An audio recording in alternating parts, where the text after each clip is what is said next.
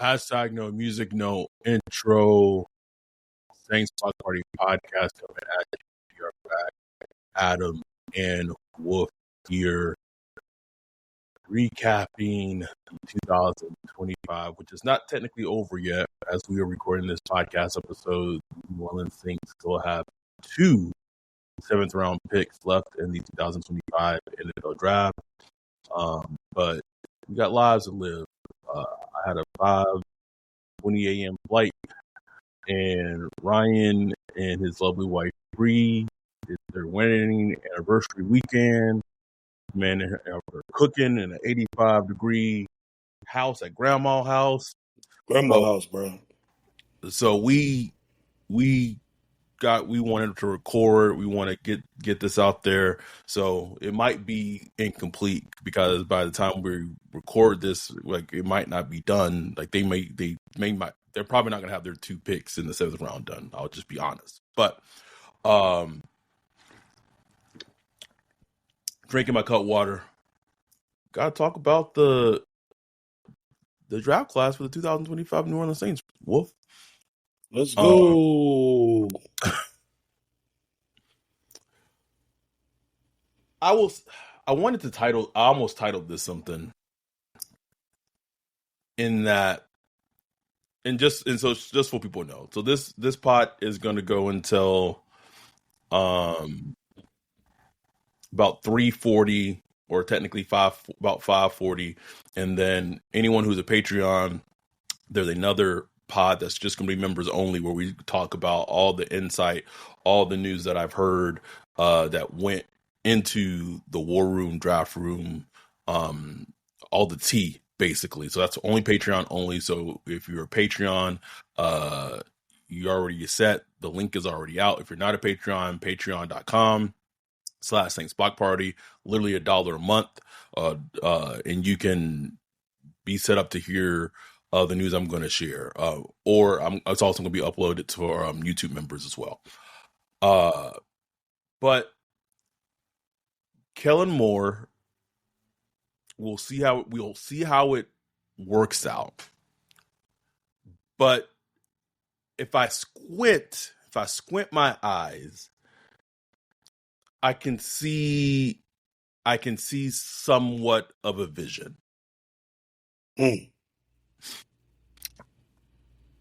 That vision being, in theory, this is all in theory. Hashtag on paper. Feel like we were back here again. Back, baby. In theory, you have a good to very good offensive line that's going to rely heavily on Alvin Kamara and Devin Neal. And then I'm assuming Tyler Shough is going to be the presumed favorite to win the quarterback battle. He was drafted 40th overall. We'll get into the picks, but I'm just thinking, I'm talking a holistic approach. Tyler Shough, presumed favorite to be the starter, who will be able to throw and take shots down the field to Rashid Shaheed, Chris Olave, and Juwan Johnson. And then they've also potentially have upgraded their defense in this draft by investing a lot of picks, cornerback, defensive tackle, linebacker, a lot of picks, safety on the defensive side of the ball. Like that's holistically the vision. Okay. If you say, that sounds like Dennis Allen. Like a Dennis Allen red team. You know what I'm saying? Like, we're going to run the ball, take shots, explosive shots down the field, play good defense. Of course, every team wants to do that. But isn't that what it looks like, though? Like, isn't that how the team is kind of built up, bro? Like, to have a good offensive line, like the Neal pick and the Devin Neal pick and AK and just, I don't know, bro. Look, if that's the vision, it's not a bad vision. Does it scream, look, we're building towards a championship? No, but it screams we still think there's something here with this roster, so let's Yes. compete right now for Yes. 2026, which has been pretty much mostly the theme, of the off season. Because it's a, it's a look, it's a compete now roster. When I say compete, I mean like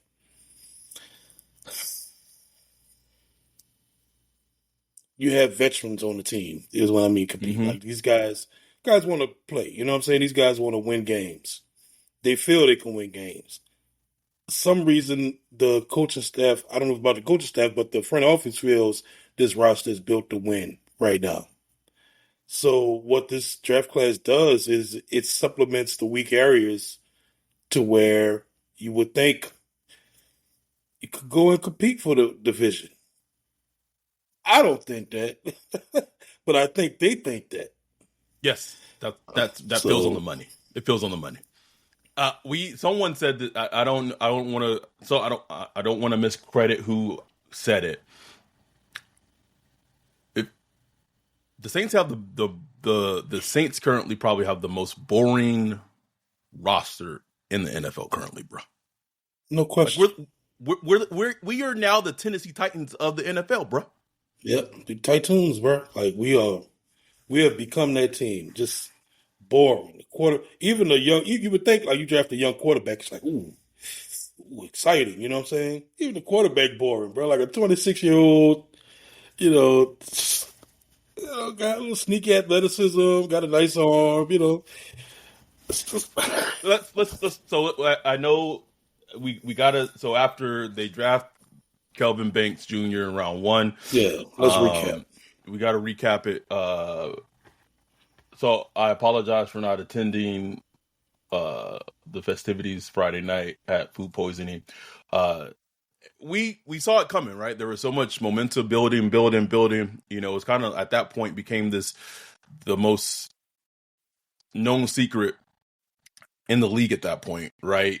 They do the thing. They draft Tyler Shuck from Louisville, quarterback.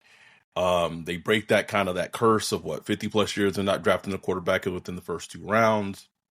Um, Listen, a lot of people, just like last year, it's funny. Just like last year, a lot of people that we trust and respect, Mina Kimes, Greg Cosell, wax poetically that they, Lewis Reddick, wax poetically how they feel about Tyler Shuck and his talent. Todd McShay loves him and feels like he's like a guy, like he's like a guy. And some call him like he might be the best quarterback in this class. That's the thing that people have said about him. And one of the things I have said, and I said it on Twitter yesterday when it happened, is that on the bright side of things, at the very least, Kellen Moore got to pick his guy at quarterback. At the very least, bro. Right. And as a new head coach, he should at least be afforded the opportunity to get to pick whoever his guy was at quarterback. No question. No question, bro. And that I'm completely fine with. Like if he, look at Tyler Shuck and identified him, like, okay, this is the dude. Like this is the dude. Now, how much does he love him? You know what I'm saying? Does he love him like, man, this is my franchise quarterback that could lead my franchise to the promised land? Or does he look at it like, we ain't got no quarterback right now. I need to get somebody in here that can run my scheme and we could compete right now. Does he look at him like that? I don't know. I don't know. But he made the pick. And his name is stamped next to his, from here on out.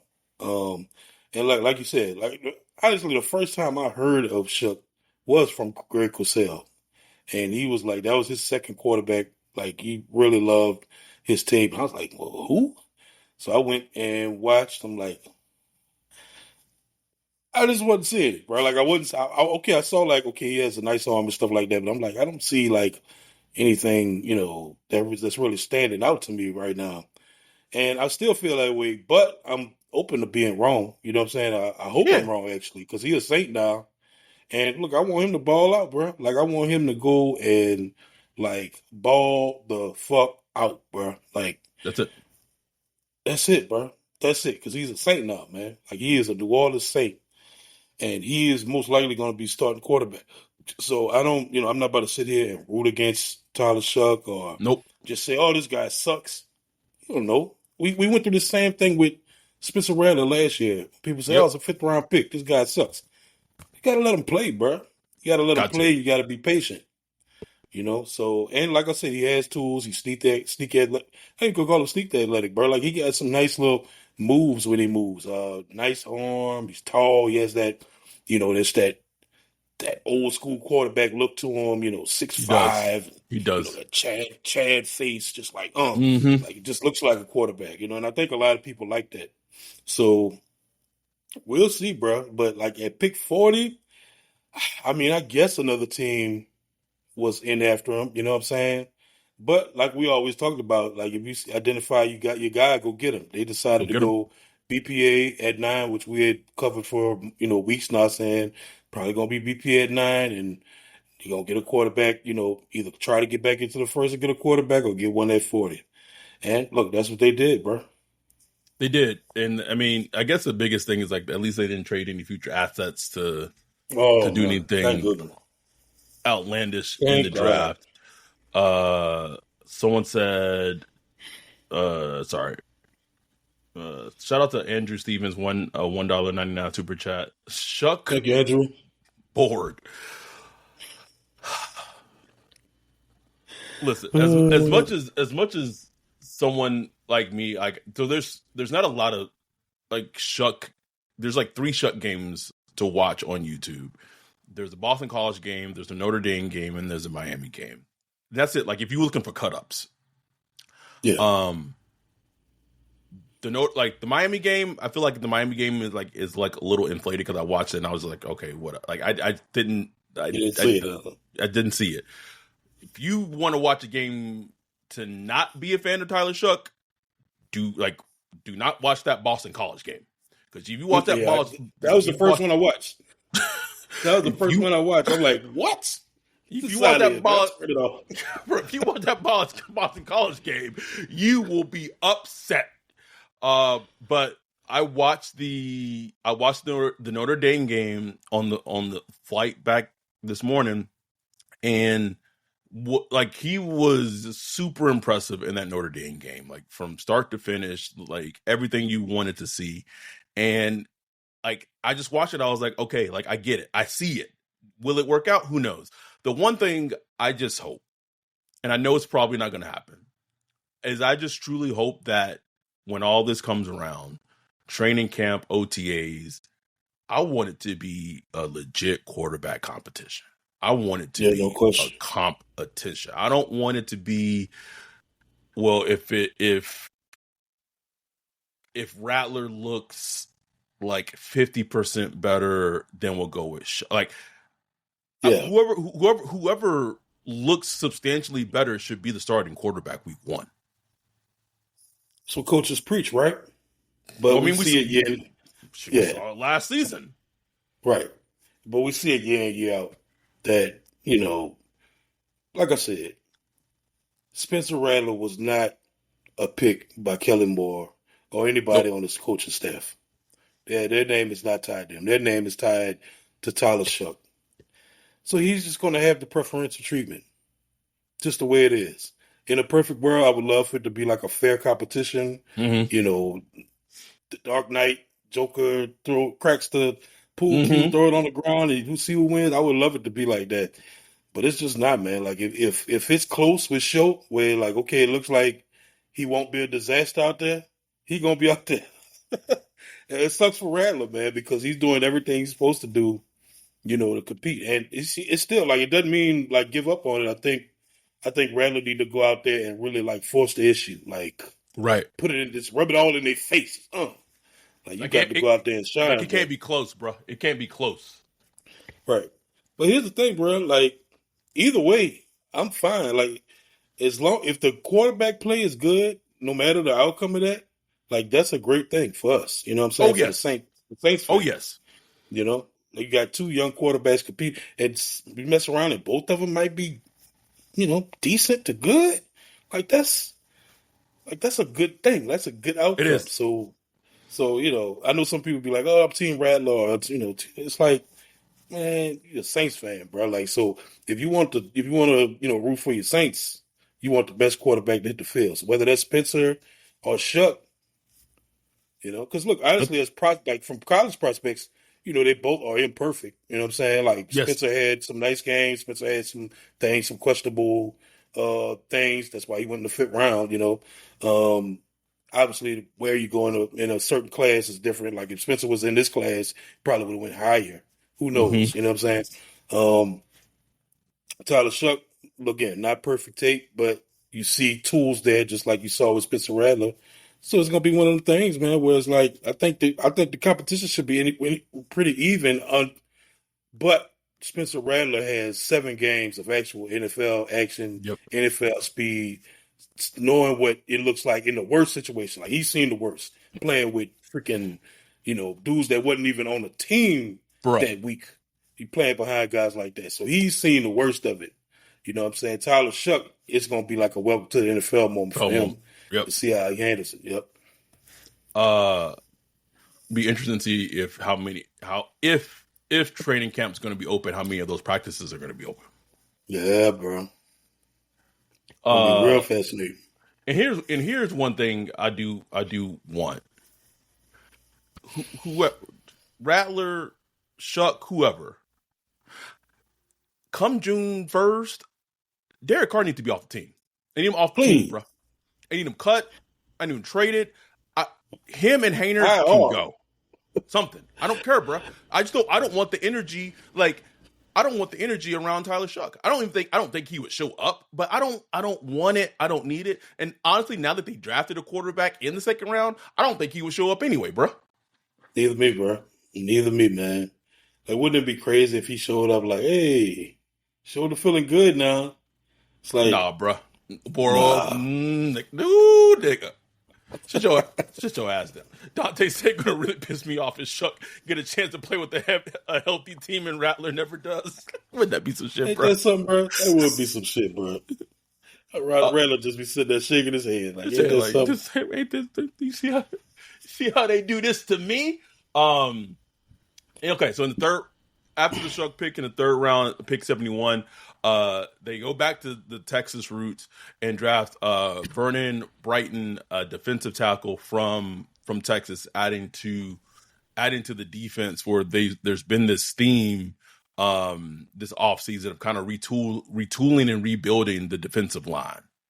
Yeah, man. Interesting guy. Real stout. Not like I would call him a pass rushing defensive tackle, but he showed some potential there. Maybe potential he could have there. But I got to watch more on him. I'm not about to give it like a full evaluation on him. Couldn't find much when I did look for him. That's the thing. I will say one positive thing: the last 2.5 years, and shout out to our dude Trav for pointing this out. Most of the time, like Texas defensive tackles have been hits in the NFL the last 2.5 years.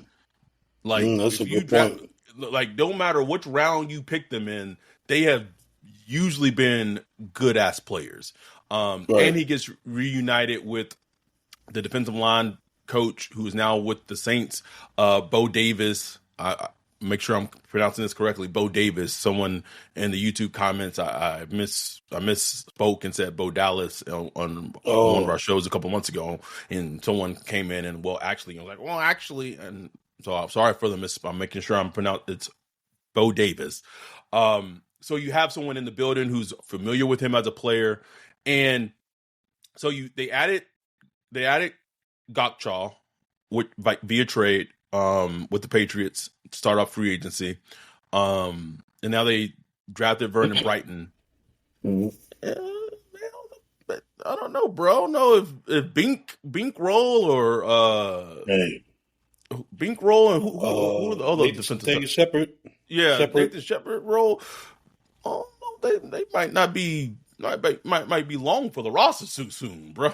Nah, bro. And I mean, I was looking at that when free agency hit. I was like, are we gonna keep Bank? Because they ain't really providing much. I know everybody love him, but And look, man, like you said, you got the Bo Davis connection. Terry Joseph.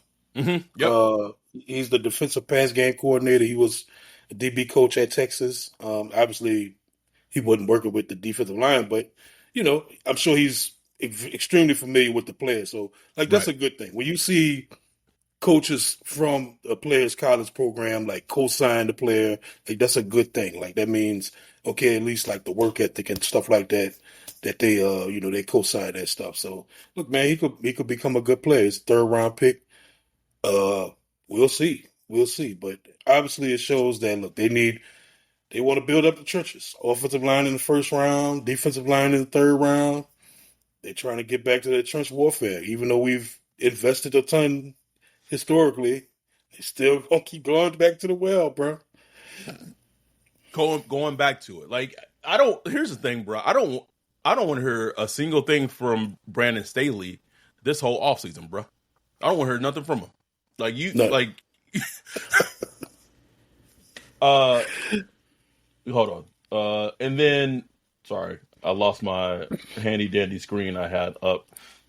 And then after that, so in that same round three, pick 93 that they got from Washington from the Commanders trade with the Marshawn trade, they drafted safety Jonas Schenker from Virginia. Tall, lanky, didn't see a lot of it. Like, I just watched a highlight video. I mean, you can't really watch safeties like highlights. You really got to get the all 22 if you're really going to try to evaluate safeties. But saw a lot of him near the like box. Like he made a lot of plays near the line of scrimmage. mm, One of the first things that Kellen Moore talked about him yesterday, mentioned him, being an asset on special teams. um, I'm sorry, bruh.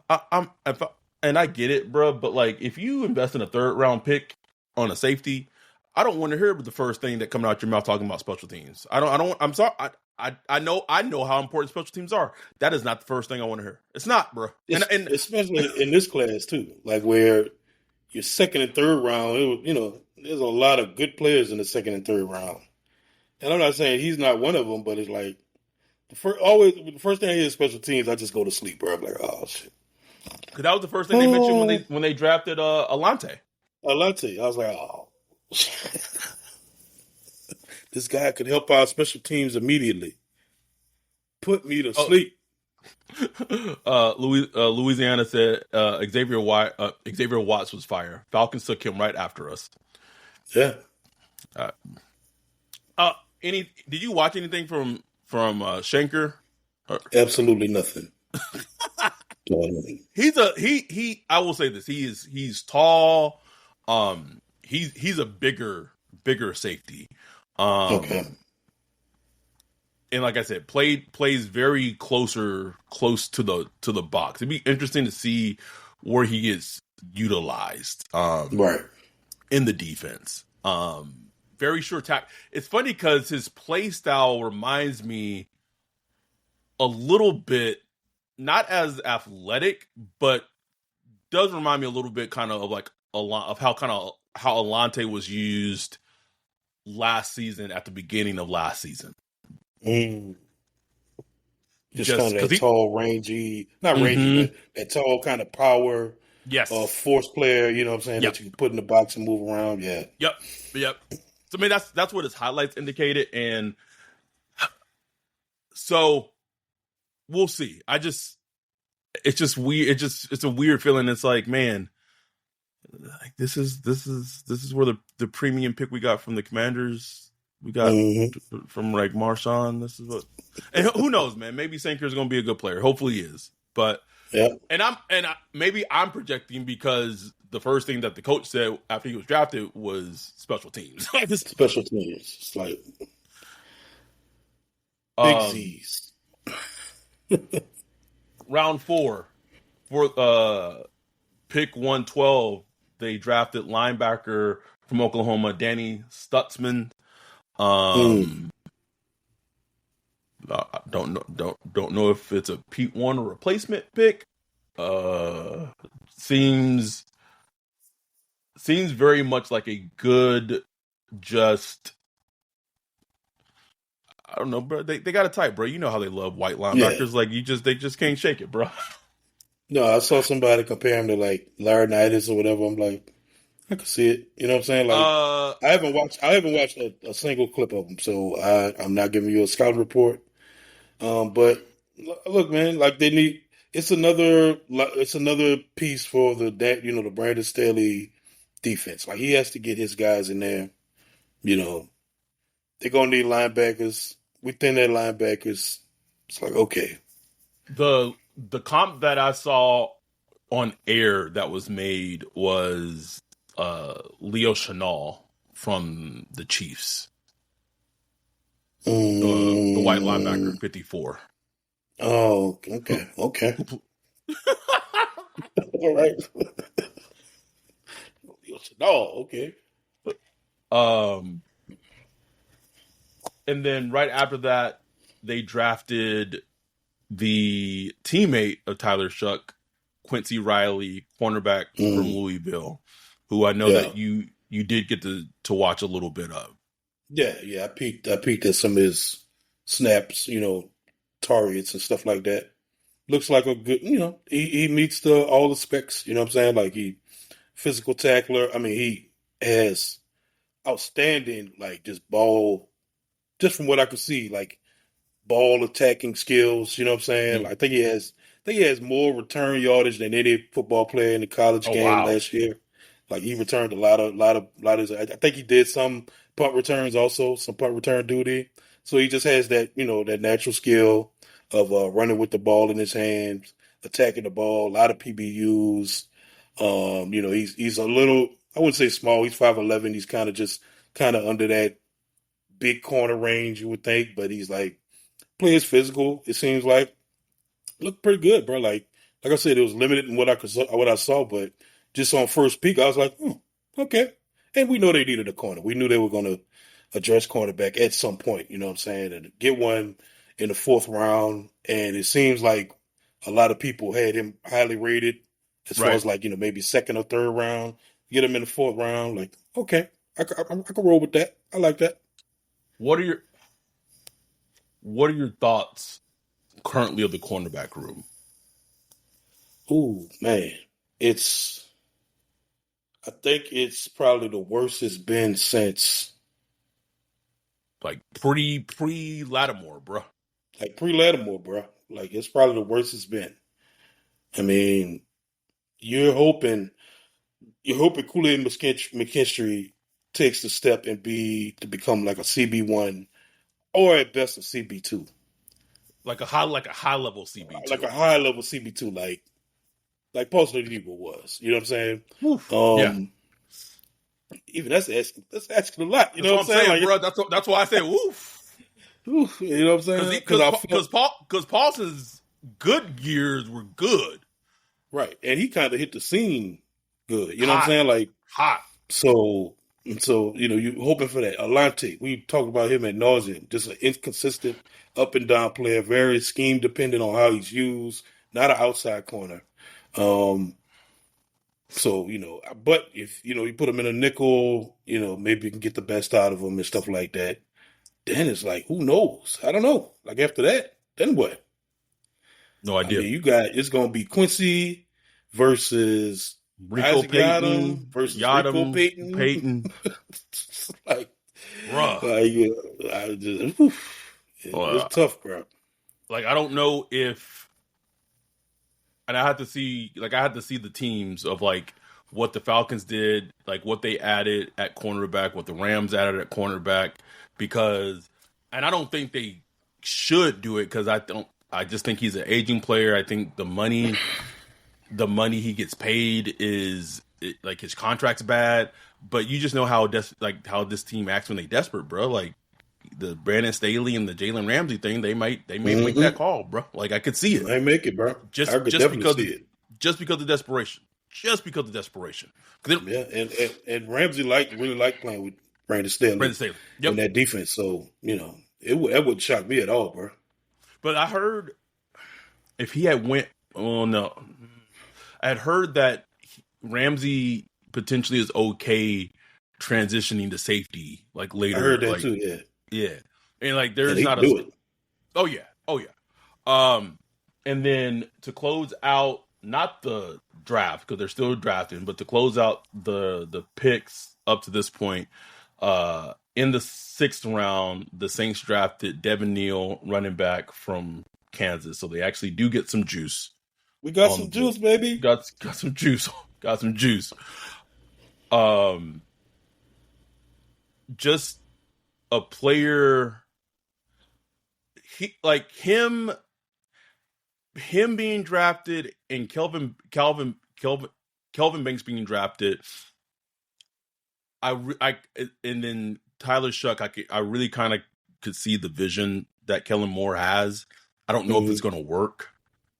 I really don't know if it's going to work, but I could kind of see what he had built in Philly and what worked in Philly, what worked in Dallas a little bit, and him taking bits and pieces of it, and he's going to try to have those elements in New Orleans. My thing I come back to is just the wide receiver room, the tight end room for the Saints are just like the depth is so razor thin, even with adding Brandon Cooks. And I'm tired of this team. I'm tired of this team utilizing injuries as an excuse. I don't want, like, if Chris Olave gets dinged up, if Rashid Shaheed gets dinged up, you can't, like, I don't want to hear, oh, well, we blah, blah, blah, blah. Like, Juwan Johnson led the team in receiving yards with over like 500 receiving yards last year. Ridiculous. And the deepest, a super deep tight end draft. They did add a running back, albeit in round 6. It seems like malpractice to not. And I'm saving this for our Patreon only show, but it feels like Kellen Moore is doing what Sean Payton did, of like, we like the guys in our room, but he has not won a Super Bowl as a head coach. He only did it as an OC with an elite offensive line, but he also had like elite weapons. Like, you had AJ Brown and like Devontae Smith. So like, that's the funny part, bro. Right. And he's operating on I like the guys in our room, but it ain't his room. Like this is remnants of the DA room / it's like the offense struggled last year, bro. And yes, due to injuries. But before that, the year before that, they struggled. Well, that was Pete Carmichael's fault. So, like, okay, is this going to be a scheme thing where the scheme is going to fix the offense? I mean, I like Kellen Moore, but like, damn, I don't know about all that, bro. Like, this team needed some juice, bro. That's the most disappointing thing about this draft. Yes. And like, I like Devin Neal. Don't get me wrong. Like, finally, he got some kind of juice. But he's a 5'8" running back. He's not what you would call like a home run hitter or nothing like that. He's a good, productive running back that's gonna, physical. I think he's gonna be a really good addition to the team. But like, there's so many chances to draft juice on this team every round, Adam, and they just we'll save ignored it. We'll ignored it, bro. We gonna save it, bro. We'll save it for they'll probably, knowing them, they'll probably add juice in these 2 final juice picks in the 7th round, bro. They'll be like, here, niggas, here. Yeah, damn. Andrew Armstrong, here's a house, nigga. Yeah, damn. And then I guess one other thing, because this is not under wraps or anything. When you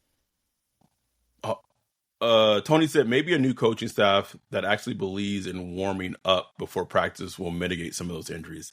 Maybe, but then I just look at it from the other aspect of, look at what literally every other team, not just in your division, in the NFL is doing. And this is the thing that I find the most perplexing. And you said it on our little mini live stream we did earlier. Like, you just drafted a quarterback Tyler Shough at 40. And yeah, like you got him a left tackle potentially at 9 overall in round 1. But you know what else like helps Tyler Shough be successful? Weapons. Like Yeah. the like you flood your, I was about to say young quarterback. You flood your quarterback with weapons. And in this draft alone, we have seen the Texans get Jayden Higgins and Jalen Noel. We saw the Chargers get Trey Harris and Omari Hampton. We saw the Bears with Caleb Williams. They got him. Colston Loveland, round 2, we're going to get Luther Burton. Sean Payton, they took your dude. RJ Harvey, and then they took a wide receiver from Illinois, Pat Bryant. The Browns took Judkins, and then they took the running back from Tennessee, Dylan Sampson, and they took Harold Fanning Jr. Yep. So it's not.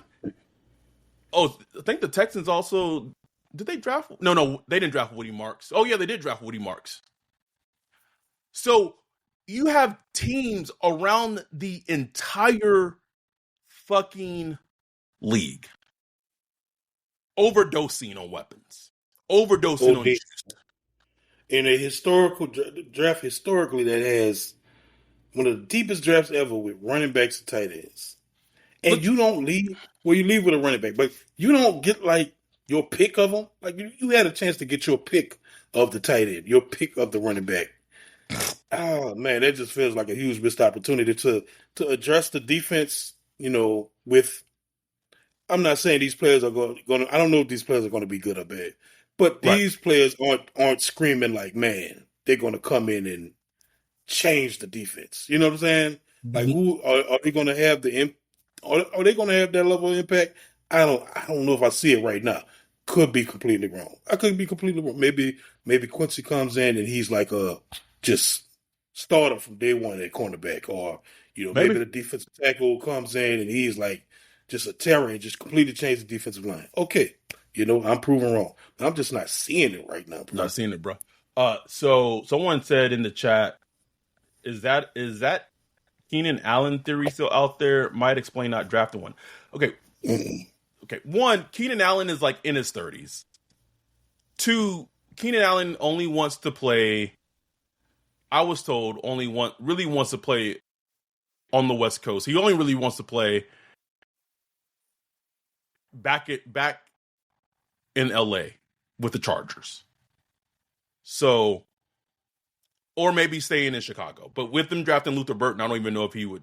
So at this point with Keenan Allen, like unless they were to massively overpay for Keenan Allen, don't even know if Keenan Allen was not giving the Saints the time or day during free agency. Now, free agency does have does have a way of humbling people. So maybe he'd be open to it.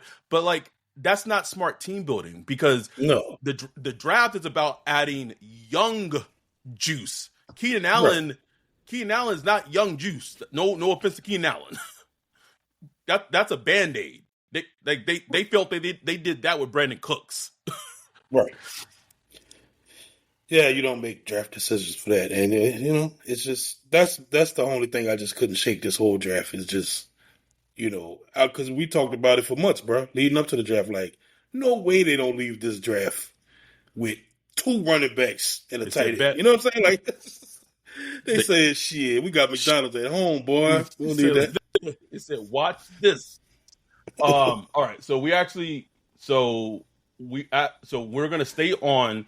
The Saints are on the clock right now to make their first pick of the 7th round, and then after they make that pick, we're gonna end this one, and then hop into our Patreon only episode. So again, you got to be at patreon.com/SaintsBlockParty, and get into the nitty gritty of what went on during draft week. And I'll say this, like, everything is still not fully fleshed out yet, because the draft's not even over yet. So there's going to be more information that comes out over the next couple of days, the next week or two. So I'm going to only really speak to what I know now.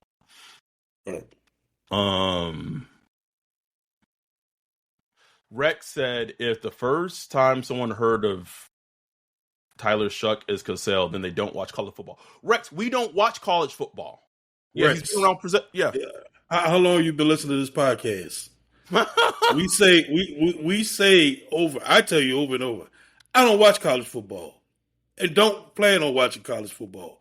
I don't watch prospects until the end of the season. Okay.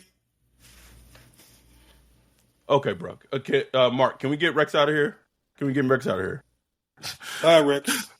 Bye. And I think we've been as much as not a fan of Shuck. I have been through the process. I'm giving him the benefit of the doubt, and I hope he balls the fuck out because he's the New Orleans Saints, bro. Absolutely. Okay, so the Dallas pick is in. Oh, it's taking.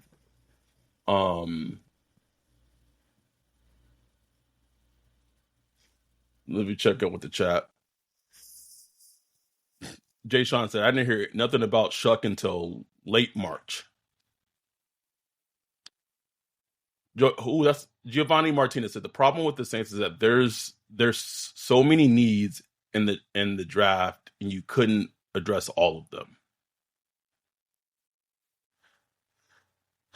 Yeah, I mean that's partly it. I mean you're not going to address every need in this draft, especially this team. What's wrong, baby? You hot?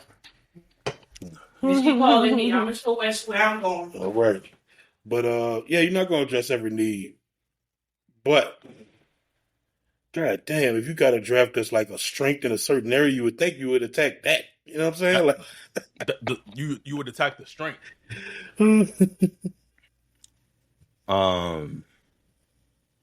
Dante said didn't even expect all the needs to be addressed. Just wanted some juice. We just wanted to be like that fun team, like not even the fun team, but like the team that if you saw the Saints on Red Zone, like you wouldn't immediately be like, oh, let me turn this shit off right now, bro. Right, exactly. Like you know how much of a struggle it was last year. It was a struggle, bro.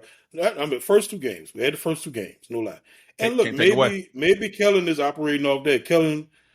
Kellen saw them first two games and say, okay, that's our potential. Like we could potentially be that for the whole season.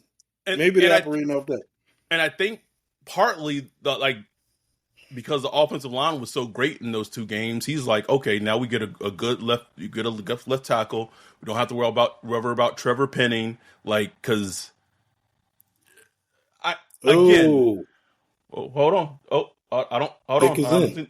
I know the pick is in. Let's see. Oh, it's a tight end. More juice. Moliki Mata. I can't even. They say here niggas. Damn. Here's your running back and your tight end. Shit. Shut up. There you go. UCLA, you familiar with him? No, not even a little bit. Let me see. He's a limited prospect match. Of course he is, bro. Make sure if you know, you know. You know that there's one thing that about this whole process that we have is that data don't miss, bro. Nah, bro. 6'6", 260, ran a 4.8, 32 inch and a half vertical. Interesting, man. I'll watch some of them. Okay, he's a senior.